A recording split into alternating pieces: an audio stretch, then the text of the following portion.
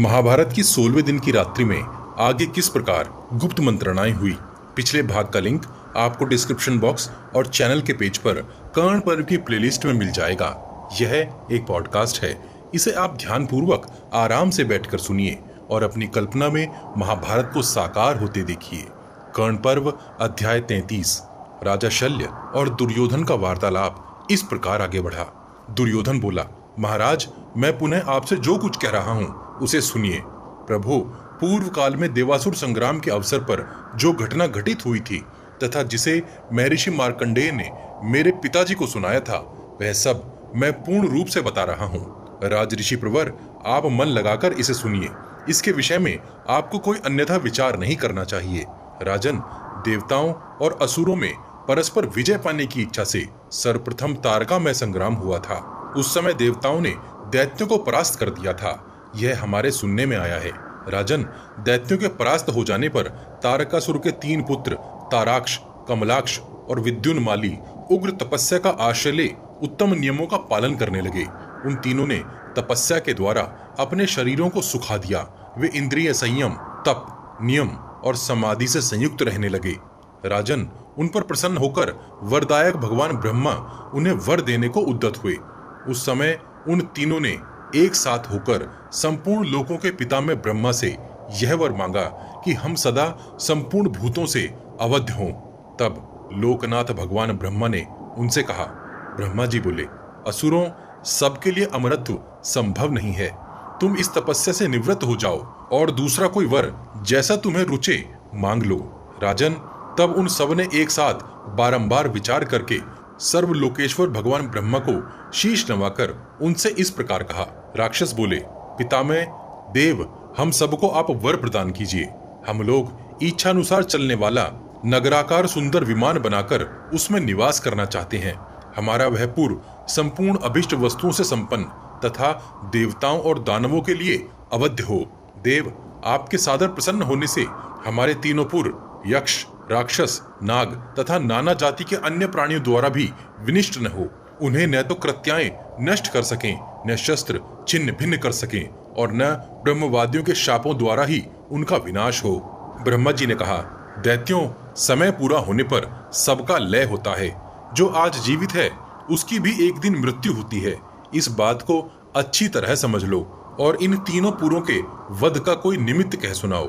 दैत्य बोले, भगवान, हम तीनों पुरों में ही रहकर इस पृथ्वी पर एवं इस जगत में आपके कृपा प्रसाद से विचरेंगे। अनग तदनंतर 1000 वर्ष पूरे होने पर हम लोग एक दूसरे से मिलेंगे। भगवान, ये तीनों पुर जब एकत्र होकर एक ही भाव को प्राप्त हो जाएं, उस समय जो एक ही बाण से इन तीनों पुरों को नष्ट कर सके, वही देवेश्वर हमारी मृत्यु का कारण होगा। एवमस्तु, ऐसा ही हो। यूं कहकर भगवान ब्रह्मा अपने धाम को चले गए।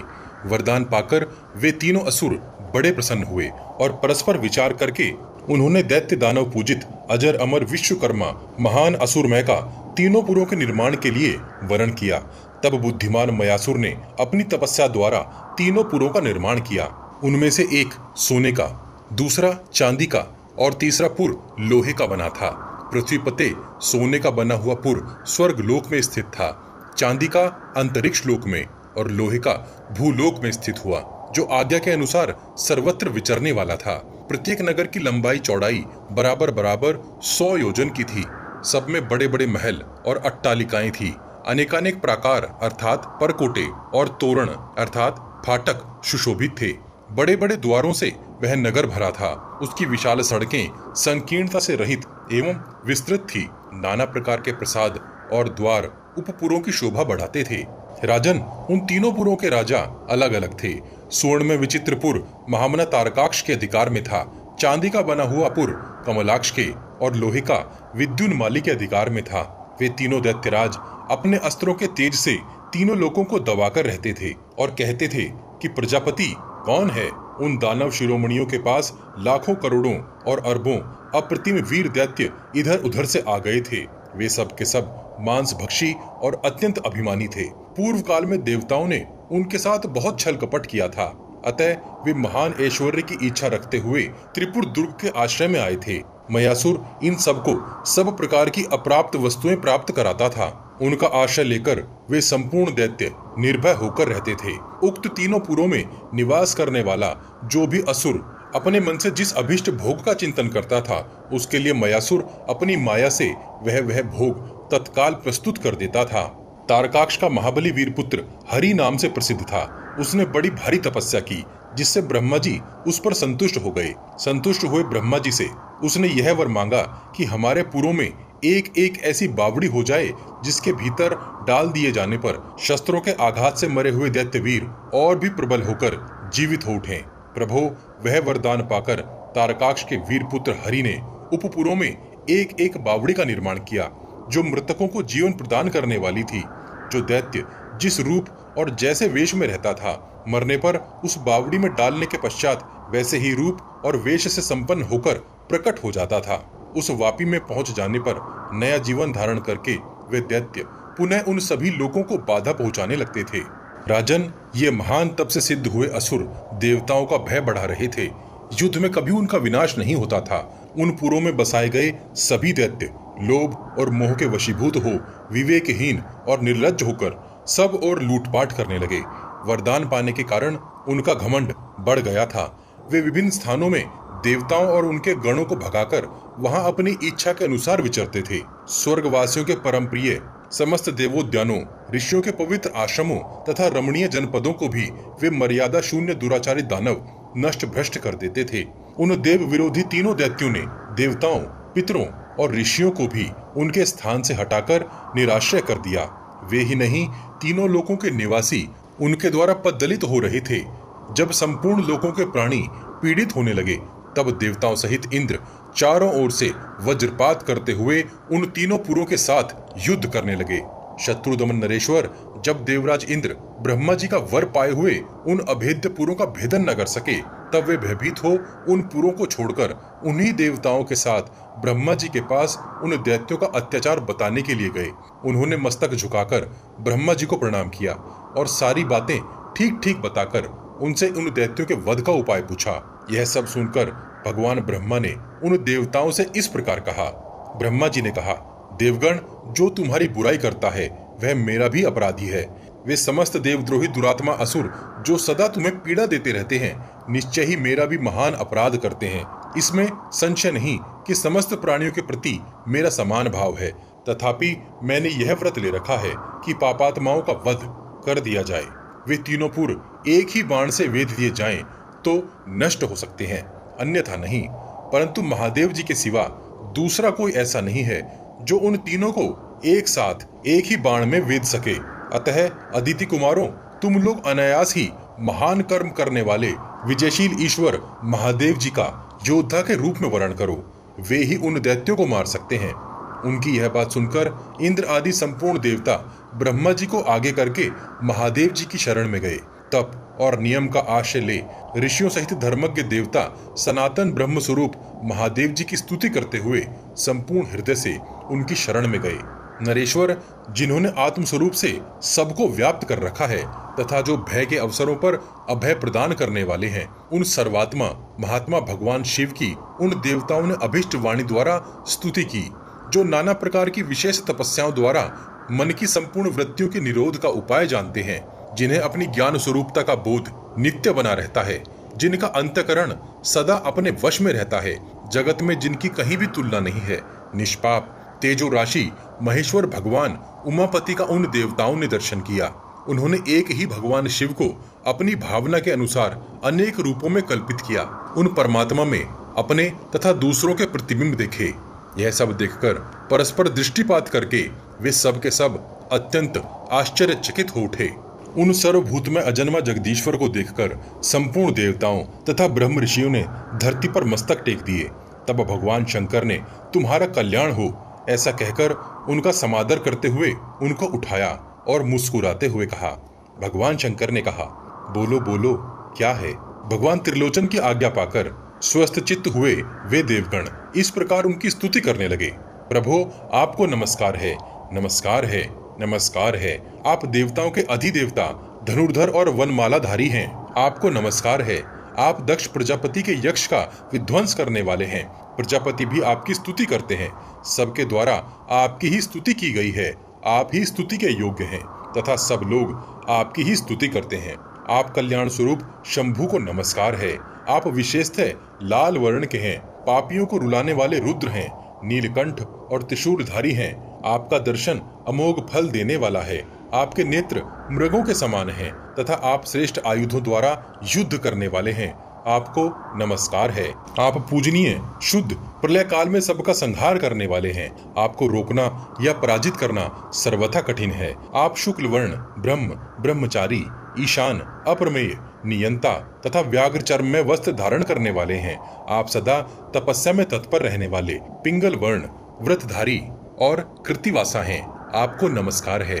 आप कुमार कार्तिकेय के पिता, त्रिनेत्रधारी, उत्तम आयुध धारण करने वाले, शरणागत दुख भंजन तथा ब्रह्मद्रोहियों के समुदाय का विनाश करने वाले हैं। आपको नमस्कार है। आप वनस्पतियों के पालक और मनुष्यों के अधिपति हैं। आप ही गौओं के स्वामी और सदा यज्ञों के अधीश्वर हैं।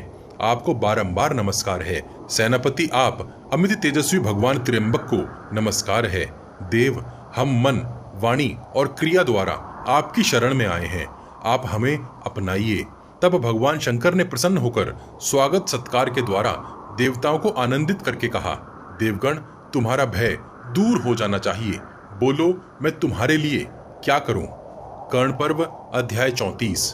दुर्योधन बोला, राजन, परमात्मा शिव ने जब देवताओं, पितरों तथा ऋषियों के समुदाय को अभय दे दिया, तब ब्रह्मा जी ने उन भगवान शंकर का सत्कार करके यह लोक हितकारी वचन कहा, देवेश्वर, आपके आदेश से इस प्रजापति पद पर स्थित रहते हुए मैंने दानवों को एक महान वर दे दिया है। उस वर को पाकर वे मर्यादा का उल्लंघन कर चुके हैं। भूत, वर्तमान और भविष्य के स्वामी महेश्वर, आपके सिवा दूसरा कोई भी उनका संहार नहीं कर सकता। उनके वध के लिए आप ही प्रतिपक्षी शत्रु हो सकते हैं। देव, हम सब देवता आपकी शरण में आकर याचना करते हैं। देवेश्वर शंकर, आप हम पर कृपा कीजिए और इन दानवों को मार डालिए। मानद, आपके प्रसाद से संपूर्ण जगत सुखपूर्वक उन्नति करता है। लोकेश्वर, आप ही आश्रयदाता हैं, इसलिए हम आपकी शरण आए हैं। भगवान शिव ने कहा, देवताओं, मेरा ऐसा विचार है कि तुम्हारे सभी शत्रुओं का वध किया जाए, परंतु मैं अकेला ही उन सबको नहीं मार सकता, क्योंकि वे देवद्रोही दैत्य बड़े ही बलवान हैं। अतः तुम सब लोग एक साथ संग बनाकर मेरे आधे तेज से पुष्ट हो युद्ध में उन शत्रुओं को जीत लो, क्योंकि जो संगठित होते हैं वे महान बलशाली हो जाते हैं। देवता बोले, प्रभो, युद्ध में हम लोगों का जितना भी तेज और बल है उससे दूना उन दैत्यों का है, ऐसा हम मानते हैं, क्योंकि उनके तेज और बल को हमने देख लिया है। भगवान शिव बोले, देवताओं, जो पापी तुम लोगों के अपराधी हैं वे सब प्रकार से वध के ही योग्य हैं। मेरे तेज और बल के आधे भाग से युक्त हो तुम लोग समस्त शत्रुओं को मार डालो। देवताओं ने कहा, महेश्वर, हम आपका आधा बल धारण नहीं कर सकते, अतः आप ही हम सब लोगों के आधे बल से युक्त हो शत्रु का वध कीजिए। भगवान शिव बोले, देवगण, यदि मेरे बल को धारण करने में तुम्हारा सामर्थ्य नहीं है तो मैं ही तुम लोगों के आधे तेज से परिपुष्ट हो इन दैत्यों का वध करूंगा। नृपश्रेष्ठ, तदनंतर देवताओं ने देवेश्वर भगवान शिव से तथास्तु कह दिया और उन सबके तेज का आधा भाग लेकर वे अधिक तेजस्वी हो गए। वे देव बल के द्वारा उन सब की अपेक्षा अधिक बलशाली हो गए। इसलिए उसी समय से उन भगवान शंकर का महादेव नाम विख्यात हो गया।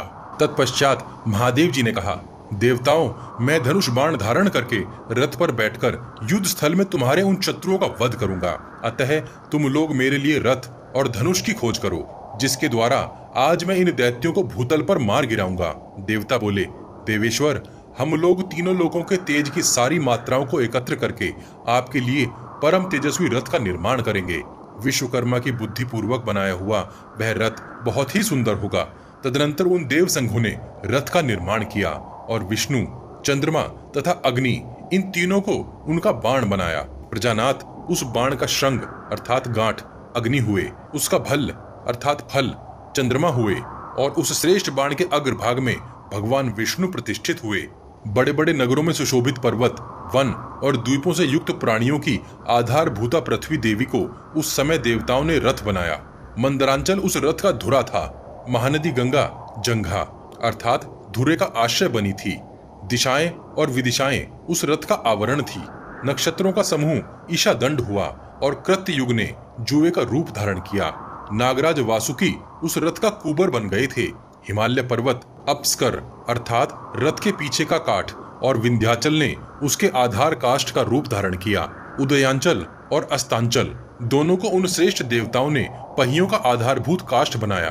दानवों के उत्तम निवास स्थान समुद्र को बंधन रज्जु बनाया। सप्तऋषियों का समुदाय रथ का परिष्कर अर्थात चक्र रक्षा आदि का साधन बन गया। गंगा, सरस्वती और सिंधु इन तीनों नदियों के साथ आकाश त्रिवेणुकाश युक्त धुरे का भाग हुआ। उस रथ के बंधन आदि की सामग्री जल तथा संपूर्ण नदियां थी। दिन रात कला काष्ठा और छहों ऋतुएं उस रथ का अनुकर्ष अर्थात नीचे का काष्ठ बन गई। चमकते हुए ग्रह और तारे वरुथ अर्थात रथ की रक्षा के लिए आवरण हुए। त्रिवेणु तुल्य धर्म अर्थ और काम तीनों को संयुक्त करके रथ की बैठक बनाया गया। फल और फूल से युक्त औषधियों एवं लताओं को घंटा का रूप दिया। उस श्रेष्ठ रथ में सूर्य और चंद्रमा को दोनों पहिए बनाकर सुंदर रात्रि और दिन को वहां पूर्व पक्ष और अपर पक्ष के रूप में प्रतिष्ठित किया। 10 नागराजों का भी ईशा दंड में ही स्थान दिया। फुफकारते हुए बड़े बड़े सर्पों को उस रथ के जोत बनाए। द्युलोक को भी जुए में ही स्थान दिया। प्रलय काल के मेघों को युग चर्म बनाया। कालपृष्ठ नहुष करकोटक धनंजय तथा दूसरे नाग घोड़ों के केसर बांधने की रस्सी बनाए गए। दिशाओं और विदिशाओं ने रथ में जुते हुए घोड़ों की बागडोर का भी रूप धारण किया। संध्या धृति मेघा स्थिति और संति सहित आकाश को जो ग्रह नक्षत्र और तारों से विचित्र शोभा धारण करता है चर्म अर्थात रथ का ऊपरी आवरण बनाया। इंद्र वरुण यम और कुबेर इन 4 लोकपालों को देवताओं ने उस रथ के घोड़े बनाए। सीनी वाली अनुमति कुहू तथा उत्तम व्रत का पालन करने वाली राका इनकी अधिष्ठात्री देवियों को घोड़े के जोते का रूप दिया और इनके अधिकारी देवताओं को घोड़ों की लगामों के कांटे बनाया। धर्म सत्य तप और अर्थ इनको वहां लगाम बनाया गया। रथ की आधार भूमि मन हुआ और सरस्वती देवी रथ के आगे बढ़ने का मार्ग थी। नाना रंगों की विचित्र पताकाएं पवन प्रेरित होकर फहरा रही थी जो बिजली और इंद्रधनुष से बंधे हुए उस देदीप्यमान रथ की शोभा बढ़ाती थी। घपटकार घोड़ों का चाबुक हुआ और गायत्री उस रथ के ऊपरी भाग की बंधन रज्जु बनी। पूर्व काल में जो महात्मा महादेव जी के यज्ञ में निर्मित हुआ था वह संवत्सर ही उनके लिए धनुष बना और सावित्री उस धनुष की महान टंकार करने वाली प्रत्यंचा बनी। महादेव जी के लिए एक दिव्य कवच तैयार किया गया जो बहुमूल्य रत्न भूषित रजागुद रहित अर्थात धूल रहित स्वच्छ अभेद तथा काल चक्र की पहुंच से परे था। कांतिमान कनक में मेरु पर्वत रथ के ध्वज का दंड बना था। बिजलियों से विभूषित बादल ही पताकाओं का काम दे रहे थे जो यजुर्वेदी ऋतविजों के बीच में स्थित हुई अग्नियों के समान प्रकाशित हो रहे थे। मान्यवर वह रथ क्या था? संपूर्ण जगत के तेज का एक पुंज एकत्र हो गया था। उसे निर्मित हुआ देख संपूर्ण देवता आश्चर्यचकित हो उठे। फिर उन्होंने महात्मा महादेव जी से निवेदन किया कि रथ तैयार है।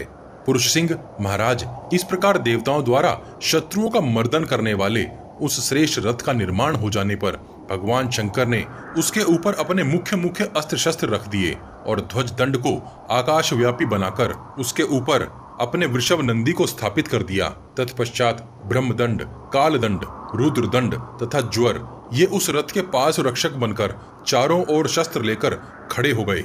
अथवा और अंगिरा महात्मा शिव के उस रथ के पहियों की रक्षा करने लगे। ऋग्वेद सामवेद और समस्त पुराण उस रथ के आगे चलने वाले योद्धा हुए। इतिहास और यजुर्वेद पृष्ठ रक्षक हो गए तथा दिव्य वाणी और विद्याएं पार्श्ववर्ती बनकर खड़ी हो गई। राजेंद्र स्तोत्र कवच आदि वषटकार तथा ओमकार ये मुख्य भाग में स्थित होकर अत्यंत शोभा बढ़ाने लगे। छहों ऋतुओं से युक्त संवत्सर को विचित्र धनुष बनाकर उनकी छाया को ही महादेव जी ने उस धनुष की प्रत्यंचा बनाई जो रणभूमि में कभी नष्ट होने वाली नहीं थी।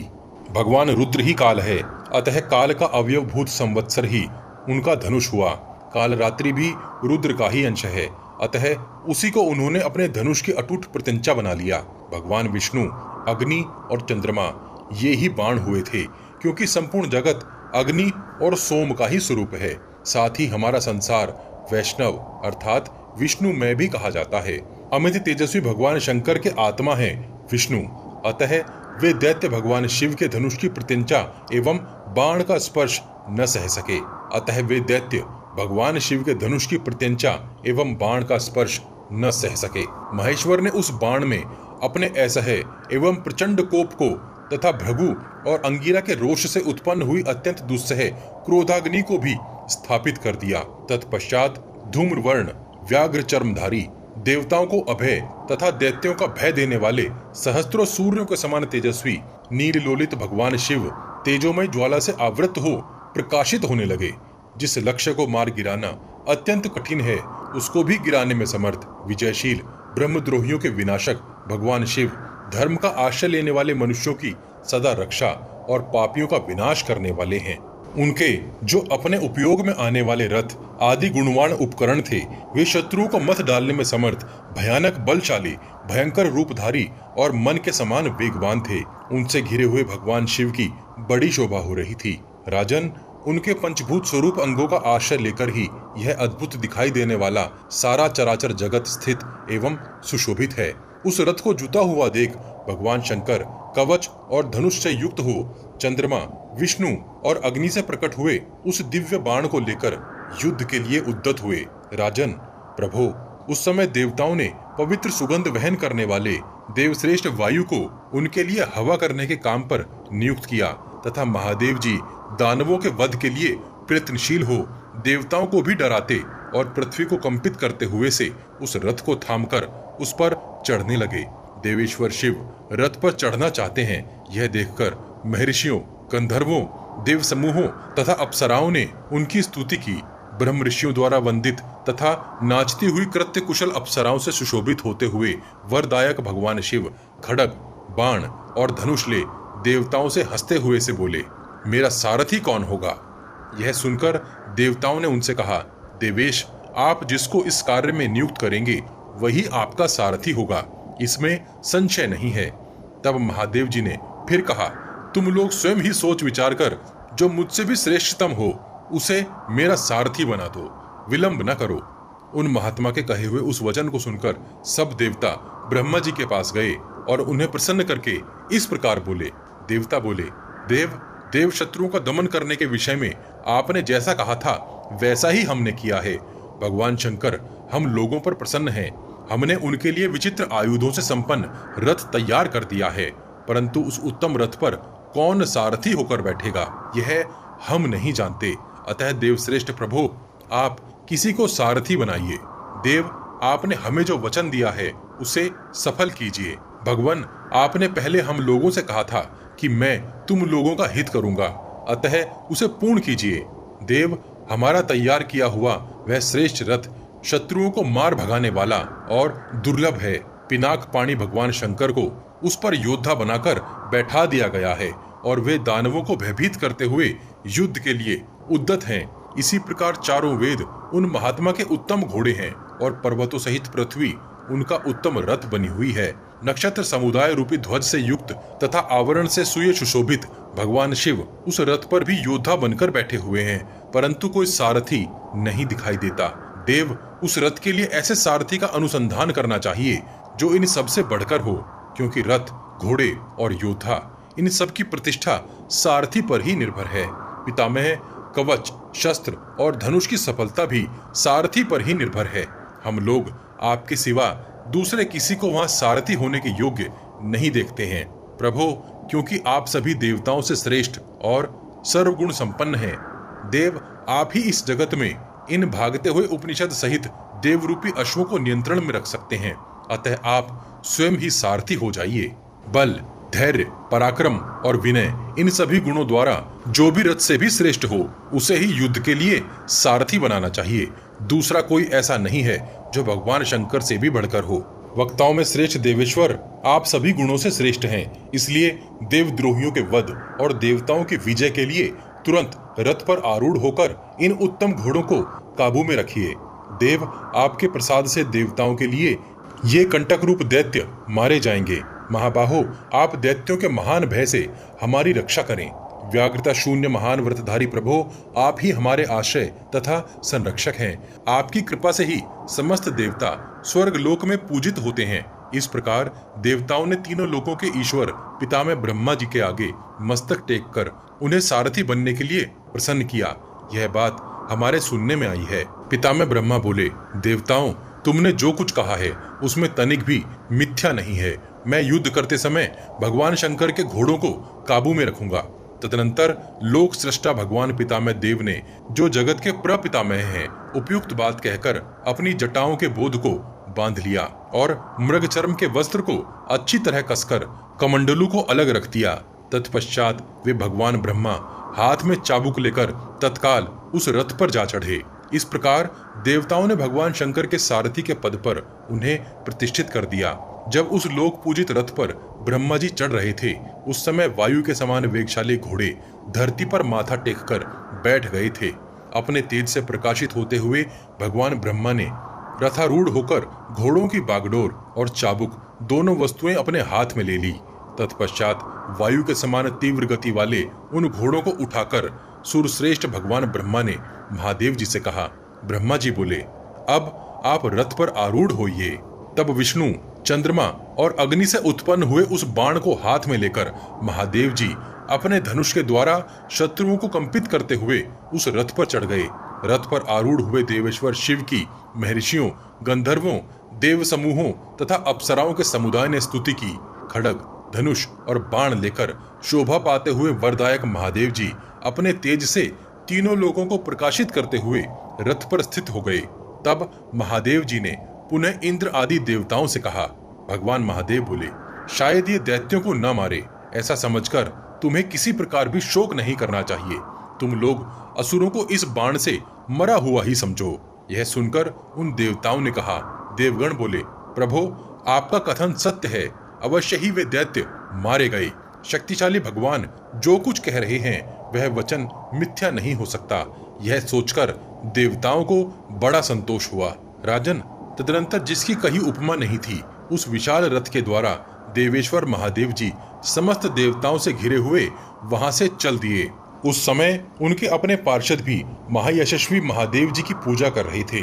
शिव के दुर्धर्ष पार्षद नृत्य करते और परस्पर एक दूसरे को डांटते और चारों ओर दौड़ लगाते थे। अन्य कितने ही पार्षद अर्थात भूत प्रेतादि मांस भक्षी थे। महान भाग्यशाली और उत्तम गुण संपन्न तपस्वी ऋषियों, देवताओं तथा अन्य लोगों ने भी सब प्रकार से महादेव जी की विजय के लिए शुभ संचा की। नरश्रेष्ठ संपूर्ण लोगों को अभय देने वाले देवेश्वर महादेव जी के इस प्रकार प्रस्थान करने पर सारा जगत संतुष्ट हो गया। देवता भी बड़े प्रसन्न हुए। राजन, ऋषिगण नाना प्रकार के स्तोत्रों का पाठ करके देवेश्वर महादेव की स्तुति करते हुए बारंबार उनका तेज बढ़ा रहे थे। उनके प्रस्थान के समय सहस्त्रों, लाखों और अरबों गंधर्व नाना प्रकार के बाजे बजा रहे थे। रथ पर आरूढ़ हो वरदायक भगवान शंकर जब असुरों की ओर चले, तब वे विश्वनाथ ब्रह्मा जी को साधुवाद देते हुए मुस्कुराकर बोले। भगवान शंकर बोले, देव, जिस ओर दैत्य हैं उधर ही चलिए और सावधान होकर घोड़ों को हाँकिए। आज रणभूमि में जब मैं शत्रु सेना का संहार करने लगूं, उस समय मेरी इन दोनों भुजाओं का बल देखिएगा। राजन, तब ब्रह्मा जी ने मन और पवन के समान वेगशाली घोड़ों को उसी ओर बढ़ाया जिस ओर दैत्यों और दानवों द्वारा सुरक्षित वे तीनों पुर थे। वे लोक पूजित अश्व ऐसे तीव्र वेग से चल रहे थे मानो सारे आकाश को पी जाएंगे। उस समय भगवान शिव उन अश्वों के द्वारा देवताओं की विजय के लिए बड़ी शीघ्रता के साथ जा रहे थे। रथ पर आरूढ़ हो जब महादेव जी त्रिपुर की ओर प्रस्थित हुए तो उन्होंने बड़े जोर से सिंहनाद किया। उस वृषभ का वह अत्यंत भयंकर सिंहनाद सुनकर बहुत से देव शत्रु तारक नाम वाले दैत्यगण वहीं निविष्ट हो गए। दूसरे जो दैत्य वहां खड़े थे वे युद्ध के लिए महादेव जी के सामने आए। महाराज, तब त्रिशूलधारी महादेव जी क्रोध से आतुर हो उठे। फिर तो समस्त प्राणी भयभीत हो उठे। सारे त्रिलोकी और भूमि कांपने लगी। जब वे वहां धनुष पर बाण का संधान करने लगे, तब उसमें चंद्रमा, अग्नि, विष्णु, ब्रह्मा और रुद्र के शोभ से बड़े भयंकर निमित्त प्रकट हुए। धनुष के शोभ से वह रथ अत्यंत शिथिल होने लगा। तब भगवान नारायण ने उस बाण के एक भाग से बाहर निकलकर वृषभ का रूप धारण करके भगवान शिव के विशाल रथ को ऊपर उठाया। जब रथ शिथिल होने लगा और शत्रु गर्जना करने लगे, तब महाबली शिव ने बड़े वेग से गर्जना की। मानद उस समय वे वृषभ के मस्तक और घोड़े की पीठ पर खड़े थे। नरोत्तम, भगवान रुद्र ने वृषभ तथा घोड़े की पीठ पर सवार हो उस नगर को देखा। तब उन्होंने वृषभ के खुरों को चीर उन्हें 2 भागों में बांट दिया और घोड़े के स्तन काट डाले। राजन, आपका कल्याण हो। तभी से बैलों के 2 खुर हो गए और तभी से अद्भुत कर्म करने वाले बलवान रुद्र के द्वारा पीड़ित हुए घोड़ों के स्तन नहीं उगे।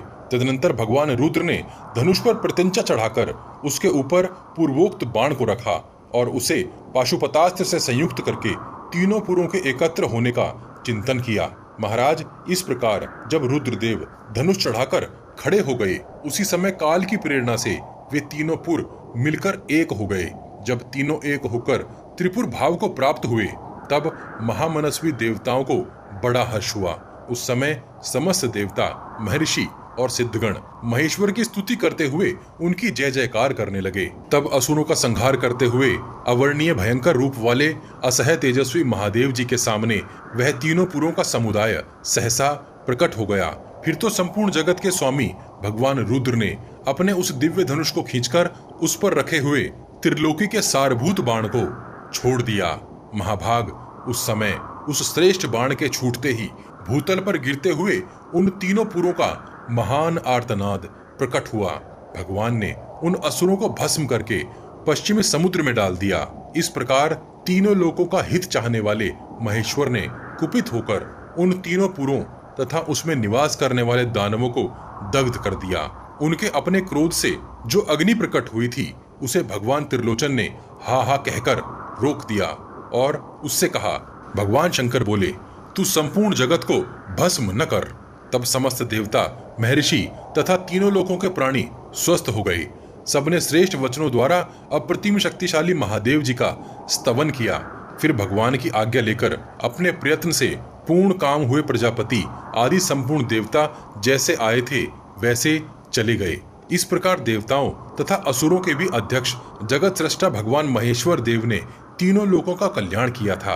वहां विश्व विधाता सर्वोकृत अविनाशी पितामह भगवान ब्रह्मा ने जिस प्रकार रुद्र का सारथी कर्म किया था तथा जिस प्रकार उन पितामह ने रुद्रदेव के घोड़ों की बागडोर संभाली थी, उसी प्रकार आप भी शीघ्र ही इस महामनस्वी राधा पुत्र कर्ण के घोड़ों को काबू में कीजिए। नृपश्रेष्ठ, आप श्री कृष्ण से, कर्ण से और अर्जुन से भी श्रेष्ठ हैं। इसमें कोई अन्यथा विचार करने की आवश्यकता नहीं है। यह कर्ण युद्ध क्षेत्र में रुद्र के समान है और आप भी नीति में ब्रह्मा जी के तुल्य हैं। अतः आप उन असुरों की भांति मेरे शत्रुओं को जीतने में समर्थ हैं। शल्य, आप शीघ्र ऐसा प्रयत्न कीजिए जिससे यह कर्ण उस श्वेत वाहन अर्जुन को, जिसके सारथी श्री कृष्ण है, मत कर मार डाले। मदराज, आप पर ही मेरी राज्य प्राप्ति विषयक अभिलाषा और जीवन की आशा निर्भर है। आपके द्वारा कर्ण का सारथी कर्म संपादित होने पर जो आज विजय मिलने वाली है, उसकी सफलता भी आप पर ही निर्भर है। आप पर ही कर्ण, राज्य, हम और हमारी विजय प्रतिष्ठित है। इसलिए आज संग्राम में आप इन उत्तम घोड़ों को अपने वश में कीजिए। राजन, आप मुझसे फिर यह दूसरा इतिहास भी सुनिए, जिसे एक धर्मज्ञ ब्राह्मण ने मेरे पिता के समीप कहा था। शल्य, कारण और कार्य से युक्त इस विचित्र ऐतिहासिक वार्ता को सुनकर आप अच्छी तरह सोच विचार लेने के पश्चात मेरा कार्य करें। इस विषय में आपके मन में कोई अन्यथा विचार नहीं होना चाहिए। भार्गव वंश में महायशस्वी महर्षि जमदग्नि प्रकट हुए थे, जिनके तेजस्वी और गुणवान पुत्र परशुराम के नाम से विख्यात हुए हैं। उन्होंने अस्त्र प्राप्ति के लिए मन और इंद्रियों को संयम में रखते हुए प्रसन्न हृदय से भारी तपस्या करके भगवान शंकर को प्रसन्न किया। उनकी भक्ति और मन संयम से संतुष्ट हो सबका कल्याण करने वाले महादेव जी ने उनके मनोगत भाव को जानकर उन्हें अपने दिव्य शरीर का प्रत्यक्ष दर्शन कराया। महादेव जी बोले, राम, तुम्हारा कल्याण हो। मैं तुम पर बहुत प्रसन्न हूँ। तुम क्या चाहते हो यह मुझे विदित है। अपने हृदय को शुद्ध करो, तुम्हें यह सब कुछ प्राप्त हो जाएगा। जब तुम पवित्र हो जाओगे तब तुम्हें अपने अस्त्र दूंगा। भृगुनंदन, अपात्र और असमर्थ पुरुष को तो ये अस्त्र जलाकर भस्म कर डालते हैं। त्रिशूलधारी देवादिदेव महादेव जी के ऐसा कहने पर जमदग्नि नंदन परशुराम ने उन महात्मा भगवान शिव को मस्तक झुकाकर प्रणाम किया और इस प्रकार कहा, यदि आप देवेश्वर प्रभु मुझे अस्त्र धारण का पात्र समझें, तभी मुझ सेवक को दिव्यास्त्र प्रदान करें। दुर्योधन कहता है, तदनंतर परशुराम ने बहुत वर्षों तक तपस्या, इंद्रिय संयम, मनोनिग्रह, पूजा, उपहार, भेंट, अर्पण, होम और मंत्र जप आदि साधनों द्वारा भगवान शिव की आराधना की। इससे महादेव जी महात्मा परशुराम पर प्रसन्न हो गए और उन्होंने पार्वती देवी के समीप उनके गुणों का बारंबार वर्णन किया। ये दृढ़ता पूर्वक उत्तम व्रत का पालन करने वाले परशुराम मेरे प्रति सदा भक्ति भाव रखते हैं। शत्रुसूदन इसी प्रकार प्रसन्न हुए भगवान शिव ने देवताओं और पितरों के समक्ष भी बारंबार प्रसन्नता पूर्वक उनके गुणों का वर्णन किया। इन्हीं दिनों की बात है, दैत्य लोग महान बल से संपन्न हो गए थे। वे दर्प और मोह आदि के वशीभूत हो उस समय देवताओं को सताने लगे। तब संपूर्ण देवताओं ने एकत्र हो उन्हें मारने का निश्चय करके शत्रुओं के वध के लिए यत्न किया, परंतु वे उन्हें जीत न सके। तत्पश्चात देवताओं ने उमा वल्लभ महेश्वर के समीप जाकर भक्ति पूर्वक उन्हें प्रसन्न किया और कहा। देवता बोले, प्रभो हमारे शत्रुओं का संहार कीजिए। तब कल्याणकारी महादेव जी ने देवताओं के समक्ष उनके शत्रुओं का संहार करने की प्रतिज्ञा करके भृगुनंदन परशुराम को बुलाकर इस प्रकार कहा। महादेव बोले, भार्गव तुम तीनों लोगों के हित की इच्छा से तथा मेरी प्रसन्नता के लिए देवताओं के समस्त समागत शत्रुओं का वध करो। उनके ऐसा कहने पर परशुराम ने वरदायक भगवान त्रिलोचन को इस प्रकार उत्तर दिया। परशुराम बोले, देवेश्वर मैं तो अस्त्र विद्या का ज्ञाता नहीं हूँ, फिर युद्ध स्थल में अस्त्र विद्या के ज्ञाता तथा रण दुर्मत समस्त दानवों का वध करने के लिए मुझ में क्या शक्ति है। महेश्वर ने कहा, राम तुम मेरी आज्ञा से जाओ, निश्चय ही देव शत्रुओं का संहार करोगे। उन समस्त वैरियों पर विजय पाकर प्रचुर गुण प्राप्त कर लोगे। उनकी यह बात सुनकर उसे सब प्रकार से शिरोधार्य करके परशुराम स्वस्ति वाचन आदि मंगल कृत करने के पश्चात दानवों का सामना करने के लिए गए और महान दर्प एवं बल से संपन्न उन देव शत्रुओं से इस प्रकार बोले। परशुराम जी बोले, युद्ध के मद में उन्मत्त रहने वाले दैत्यों मुझे युद्ध प्रदान करो, अर्थात मेरे साथ युद्ध करो। महान असुरगण मुझे देवादिदेव महादेव जी ने तुम्हें परास्त करने के लिए भेजा है। भृगुवंशी परशुराम के ऐसा कहने पर दैत्य उनके साथ युद्ध करने लगे। भार्गव नंदन राम ने सम्रांगण में वज्र और विद्युत के समान स्पर्श वाले प्रहारों द्वारा उन दैत्यों का वध कर डाला। साथ ही उन द्विज श्रेष्ठ जमदग्नि कुमार के शरीर को भी दानवों ने शत विक्षत कर दिया, परंतु महादेव जी के हाथों का स्पर्श पाकर परशुराम जी के सारे घाव तत्काल दूर हो गए। परशुराम के उस शत्रु विजय रूपी कर्म से भगवान शंकर बड़े प्रसन्न हुए। उन देवादिदेव त्रिशूलधारी भगवान शिव ने बड़ी प्रसन्नता के साथ महात्मा भार्गव को नाना प्रकार के वर प्रदान किए। उन्होंने कहा, भगवान शिव जी बोले, भृगुनंदन दैत्यों के अस्त्र शस्त्रों के आघात से तुम्हारे शरीर में जो चोट पहुंची है उससे तुम्हारा मानवोचित कर्म नष्ट हो गया। अब तुम देवताओं के ही समान हो गए, अतः मुझसे अपनी इच्छा के अनुसार दिव्यास्त्र ग्रहण करो। दुर्योधन कहता है, राजन तब राम ने भगवान शिव से समस्त दिव्यास्त्र और नाना प्रकार के मनोवांछित वर पाकर उनके चरणों में मस्तक रखकर प्रणाम किया। फिर वे महातपस्वी परशुराम देवेश्वर शिव से आज्ञा लेकर चले गए। राजन इस प्रकार यह पुरातन वृतांत उस समय ऋषि ने मेरे पिताजी से कहा था। पुरुष सिंह भृगुनंदन परशुराम जी ने भी अत्यंत प्रसन्न हृदय से महामना कर्ण को दिव्य धनुर्वेद प्रदान किया है। भूपाल यदि कर्ण में कोई पाप या दोष होता तो भृगुनंदन परशुराम इसे दिव्यास्त्र न देते। राजन मैं किसी तरह इस बात पर विश्वास नहीं करता कि कर्ण सूत कुल में उत्पन्न हुआ है। मैं इसे क्षत्रिय कुल में उत्पन्न देवपुत्र मानता हूँ। मेरा तो यह विश्वास है कि इसकी माता ने अपने गुप्त रहस्य को छिपाने के लिए तथा इसे अन्य कुल का बालक विख्यात करने के लिए ही सूत कुल में छोड़ दिया होगा। शल्य मैं सर्वथा इस बात पर विश्वास करता हूँ कि इस कर्ण का जन्म सूत कुल में नहीं हुआ है। इस महाबाहु महारथी और सूर्य के समान तेजस्वी कुंडल कवच विभूषित पुत्र को सूत जाति की स्त्री कैसे पैदा कर सकती है? क्या कोई हिरणी अपने पेट से बाघ को जन्म दे सकी है? राजेंद्र गजराज के शुंड दंड के समान जैसी इसकी मोटी भुजाएं हैं तथा समस्त शत्रुओं का संहार करने में समर्थ जैसा इसका विशाल वक्ष स्थल है, उससे सूचित होता है कि परशुराम जी का यह प्रतापी शिष्य महामनस्वी धर्मात्मा वैकर्तन कर्ण कोई प्राकृत पुरुष नहीं है। कर्ण पर्व का अध्याय 33 और 34 यहीं समाप्त होता है। अगले भाग में जानेंगे कि शल्य और दुर्योधन के बीच आगे किस प्रकार का वार्तालाप हुआ। इस विशाल ग्रंथ महाभारत को शीघ्रता से समेटने के लिए हम ग्राफिक्स के साथ पॉडकास्ट का सहारा भी ले रहे हैं, ताकि आप तक कुछ जल्दी से महाभारत का सही रूप पहुंचाया जा सके।